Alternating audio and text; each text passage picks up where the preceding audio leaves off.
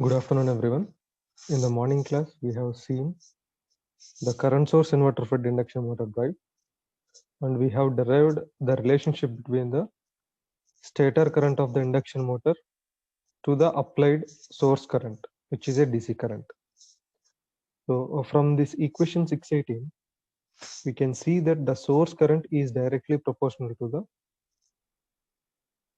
applied DC current. IS is directly proportional to ID, where ID is the applied DC current and IS is the source current, right? So for a given speed, torque is controlled by varying this DC line current ID by changing the value of VD, where VD is the supply voltage.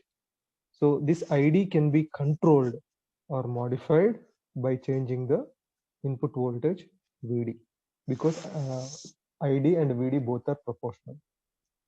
Therefore, when a supply is AC, if we have an AC supply, then a controlled rectifier circuit is connected between the supply and the inverter.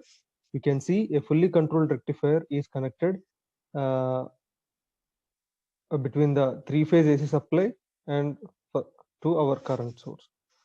So you can see fully controlled rectifier is connected, and inverter, when the supply is a DC, if we are having a supply DC supply, then a chopper is inserted between the DC supply and our current source inverter.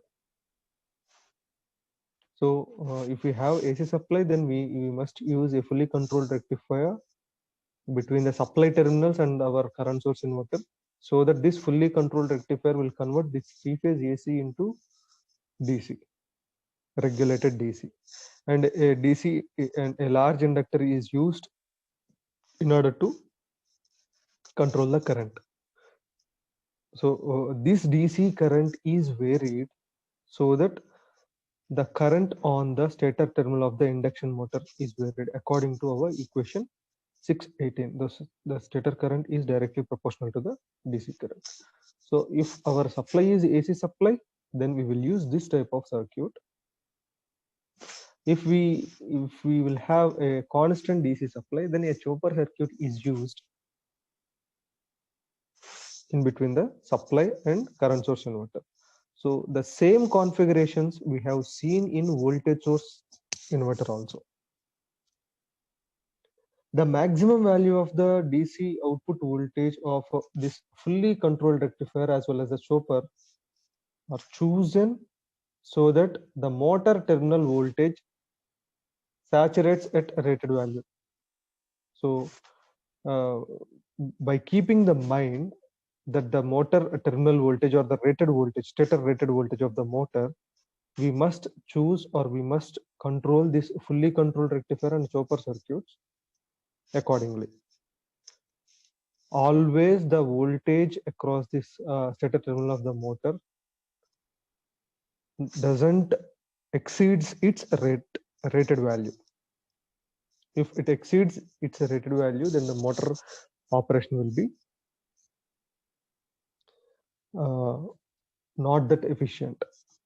Okay, so we always taking care about these two converters so that the motor stator motor voltage will be under its rated value. Okay, so these are the two possible circuit configurations of the current source inverter when it is fed by an induction motor.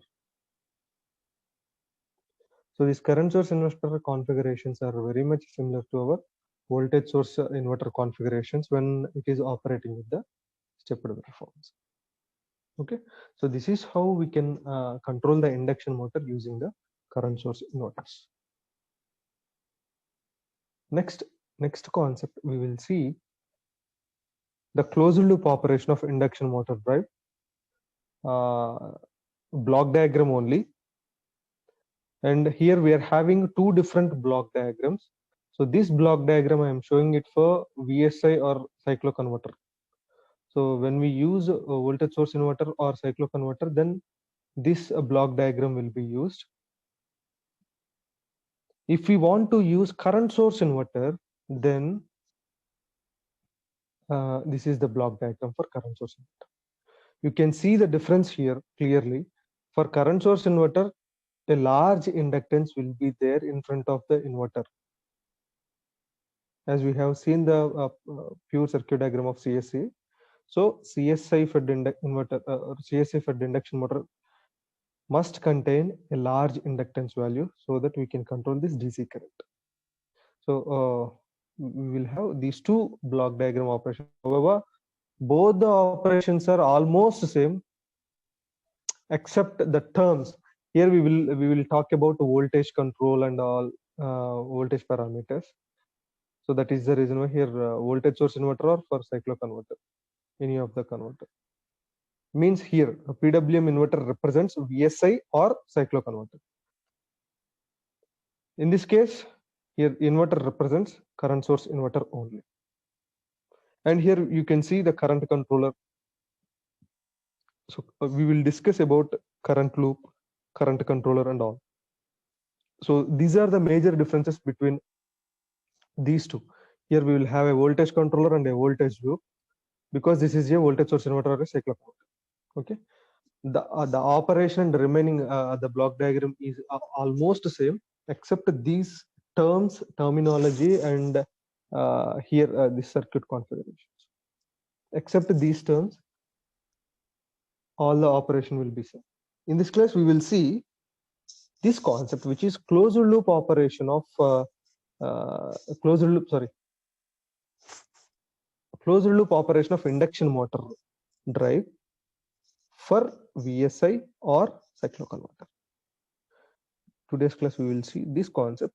In the next class we will see for CSI operation, closed loop control using CSI, means current source inverter. Later that the last topic, which is the comparison between VSI versus CSI fed induction motor drives. So with the next class we are going to complete our third unit. Okay. Now let us discuss the closed loop operation of induction motor drive block diagram. Only the block diagram according to the syllabus. So first I'll explain you the terms which are involved in this block diagram. Later I'll explain the detailed operation. So first you can see we are taking a DC supply here, and this DC supply is given to a LC filter. This LC filter is used to stabilize or eliminate the unwanted ripples or currents that were present in the DC line, which means simply a constant DC. A pure DC is going to apply across this converter, which is PWM inverter, which is a voltage source inverter or cycloconverter. For both the converters, the operation is same. So VSI or cycloconverter, CC. Okay. So this is our voltage source inverter or cycloconverter. And this is the output of this inverter is given to the stator terminals of the motor. Right. Here a speed loop is taken here. Outer speed loop is taken here. This speed loop is used to regulate the motor speed by means of slip regulator or a slip controller. And similarly, a flux controller is also there in order to generate the reference voltage value. So an inner voltage loop, this is the inner voltage loop is considered. This inner voltage loop is used to control the voltage and to control the modulation index, which is given, which is controlled, which is used to control the PWM operation of the particular converter. Either it may be a voltage source converter or cycloconverter. Okay. So these are the major blocks or terms that were involved in this closed loop operation. Now let's see its operation. See here a slip, here a internal loop is also there. Generally an inner slip speed loop with a slip limiter. This is the slip limiter. and outer speed loop, and this is a outer speed loop. The outer speed loop and with a slip limiter is employed for this, since for a given current the slip speed has a fixed value. So the slip loop also functions as inner current loop. So that is the relation between the current as well as the slip. So further, it also ensures the rotor operation always occurs the portion of speed torque curve between the synchronous speed and the speed of the maximum torque for all the frequencies. That means that will ensure the high torque. So in order to achieve that high torque, always this speed torque curve, the values, the current values must check whether the speed torque curve within the limit or not, which means about the synchronous speed or the speed of the maximum torque, both are correlating or not, that we must ensure. So for that purpose, this slip regulator will be very much useful. So slip always defines the difference between the synchronous speed and the actual speed of the machine, right? So for that purpose, we are using here the slip regulator. And this drive uses a PWM inverter here for VSI or cycloconverter, whatever it may be. PWM operation is going to take place for this inverter here. And this PWM inverter or this entire closed loop is designed for 4-quadrant operation of this particular induction motor. So in the previous class also I have said that cycloconverter is capable of operating in 4-quadrant operation, right? So this closed loop is designed in such a way that we can attain 4-quadrant operation along with the PWM control. The drive scheme, however, applicable for both voltage source inverter as well as the cycloconverter drives. So 4-quadrant operation means we can have braking conditions also, and two modes are motoring modes and 2 modes are braking modes. We have seen that in second unit, 4-quadrant operation. So we can attain that with this closed loop control. So this is one of the best technique to achieve the 4-quadrant operation, and we know the advantages of PWM inverter. And here a constant value of the speed, which is a reference value, is taken here, and the actual speed is taken with the help of a speed sensor.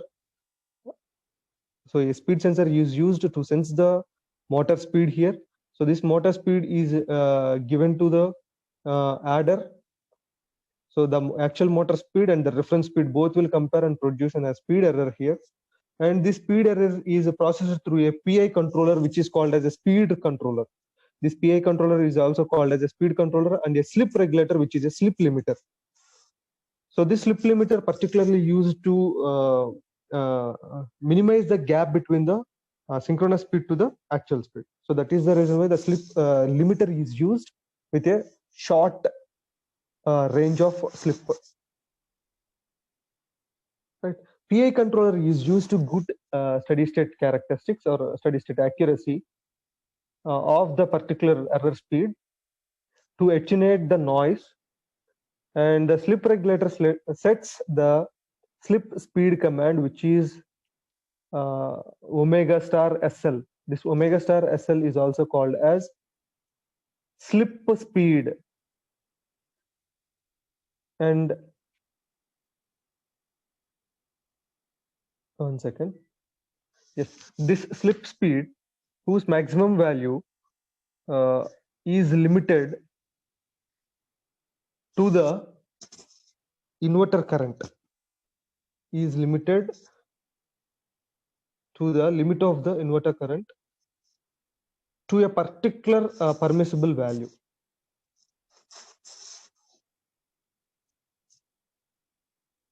The synchronous speed obtained by adding the actual speed and the slip speed. Actual speed and the slip speed, these two will be added in order to achieve the synchronous speed here, because we know the relationship between slip and synchronous speed and the actual speed. So this slip speed and the synchronous speed will be added in order. So slip speed and the actual speed will be given to an adder here. So both are added in order to generate the this synchronous speed. You can see which is omega ms, right? So which also determines the frequency at which this inverter has to operate. So we can control the frequency as well as the voltage, right? So in order to control the frequency, we have the relationship between the frequency as well as the synchronous speed. So that is the reason why the synchronous speed is calculated with the help of actual speed and the slip speed, and both are added to get this synchronous speed here. And this synchronous speed is used to get the frequency at which the inverter has to be operated, right? The reference signal for the closed loop control of machine terminal voltage, which is V star, is generated from the, you can see the V star is generated from the frequency F using a function generator. Sorry, this is a flux generator here. Sorry, a flux generator is used in order to produce the V star, because we need to maintain the flux constant by keeping the V by F ratio as constant.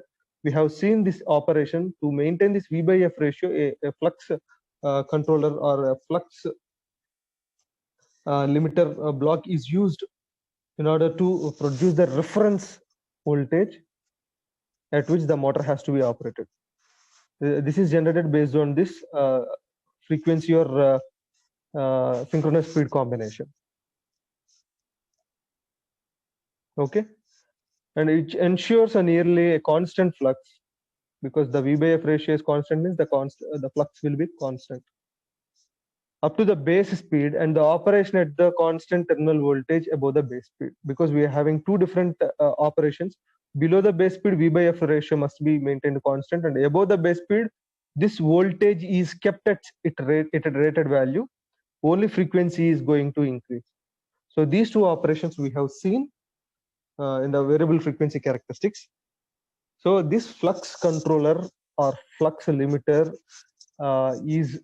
performs both the operations, whether based on this frequency value, whether the motor has to operate in V by F or a constant flux range, or whether the V is kept at its maximum rated value. So those two operations can be performed by using this flux controller.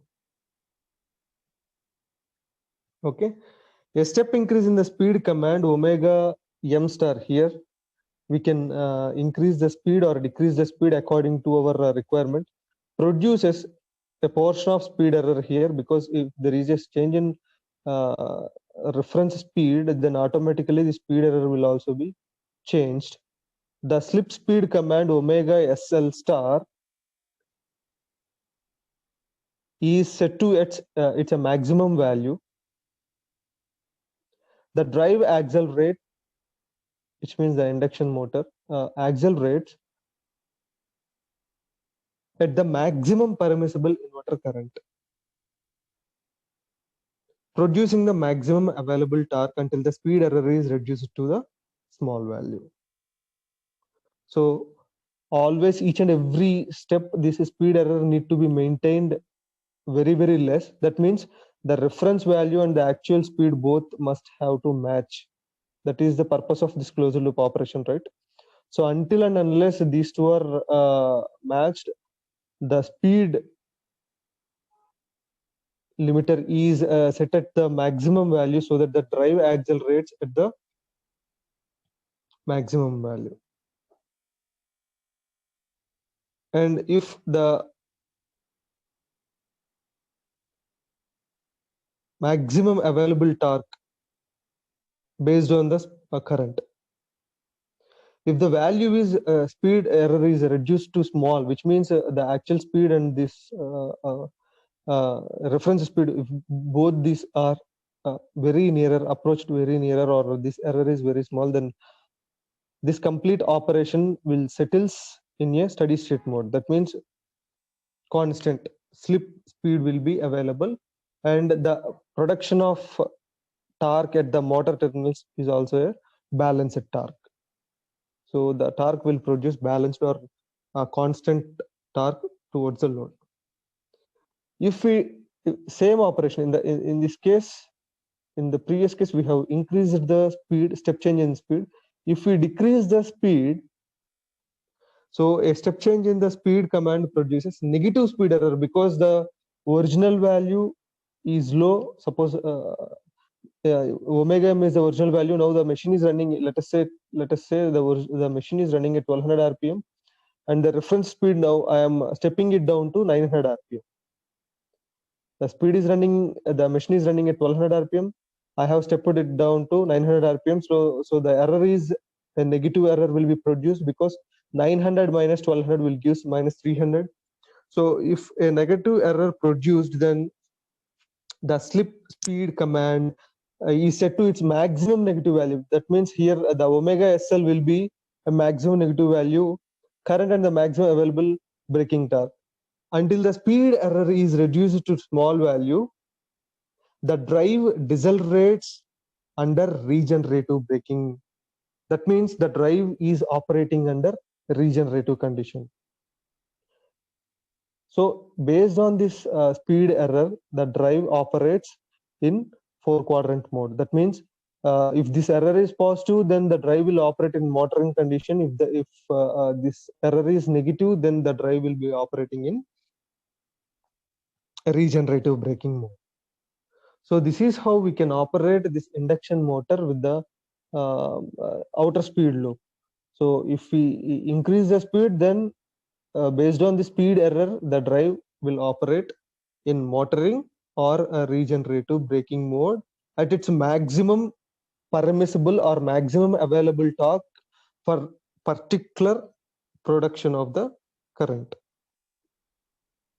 So this process will be done until the motor reaches to its steady state value. That means unless this error gets very small. Okay, and again the operation shifts motoring and the drive settles at the slip speed for which the motor torque equals to the load torque. So the motoring operation as well as regenerative operation will do in the same way and vice versa. For getting the regeneration, we need to change this set speed value, or we need to decrease this set speed value so that we will get braking action across the motor. If you want to increase the speed again, then set this speed to maximum value so that it will comes into a motoring action. And this closed loop will have a faster response because of this speed regulator or the slip regulator. We will get the maximum permissible or the maximum available torque can be produced for that particular condition of the current because of this speed regulator. So the maximum torque available for the particular amount of current that can be produced. That means in the previous classes I have shown the torque speed characteristics for different currents also. Once again I'll show here. See, for a particular amount of current, particular torque will be there. So this is the I1 torque, which is let us say 10 Newton meter. This is I4 current, and here the torque is 5 Newton meter. If you can see here, if the current is changing, then the maximum, this is the maximum torque point. And here also, for this curve, this is the maximum torque point, and here it is the maximum torque point, and here it is the maximum torque point. So for different currents, the maximum torque will be changed, right? So for I4 current, this is the maximum torque point. And for I1 current, this is the maximum torque point. So based on the availability of maximum torque at that particular instant, the respective torque will be produced based on the current that is running into the motor terminals. Okay, this is how with the help of a step change in speed, the response of the motor or the production of torque across the motor terminals will be changed. Okay. So this is about the closed loop operation of a VSI fed or VSI or cycloconverter. In both, for both it is same. Fed induction motor drive block diagram and its explanation. Okay, thank you.